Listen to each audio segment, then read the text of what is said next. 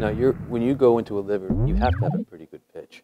And I don't mean pitch. I mean you're literally just letting your track record speak for itself. I promise you, your son is going to have every opportunity to graduate. Yeah. Look at my percentages. And you know what? I'm not going anywhere. So I'm going to make sure that I'm going to be in his grill that I can finish this job. Yeah, those are good things. You know, but you got to find the kids that are looking for that too, and the families that are looking for that. And you know, I've seen guys do interviews and talking about it, and you know, a lot of kids are looking for education, are doing, but there are a lot of kids that aren't, and you know, other priorities or other things, and you know, you got to decipher that and figure it out. But we've got some great things to sell in the city of Pittsburgh. The fans. I mean, we have a unique setting here with the following that we have, and it's been built over time. There's no question about it.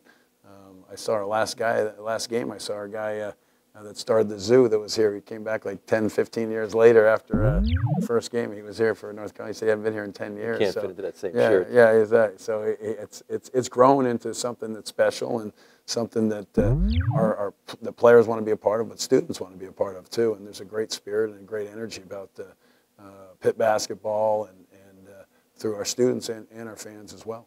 Is there a fine line between crossing the line as opposed to not crossing the line? Other than the accidental, you know, I just saw West Virginia get into some kind of trouble because they're tweeting guys, or I mean, keeping up with the rules, obviously that's one thing, but also knowing when you're doing something wrong and you're not, you have a clean record because you just do it the right way. And if a kid's like, well, is this old school of me to think that kid's like, well, what else can you give me? Is that those days done?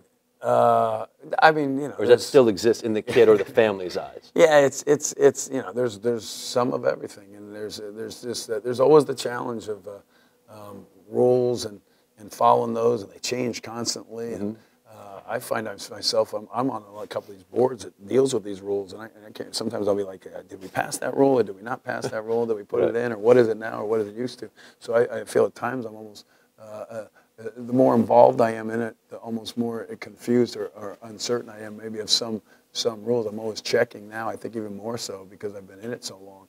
But they're just constantly changing, and they're starting to make sense now. Before, a lot of them didn't make sense. Like you would think, common sense would say that, you know, you could do this, but and then you couldn't. So now they're starting to make some sense. So I mean, like you can text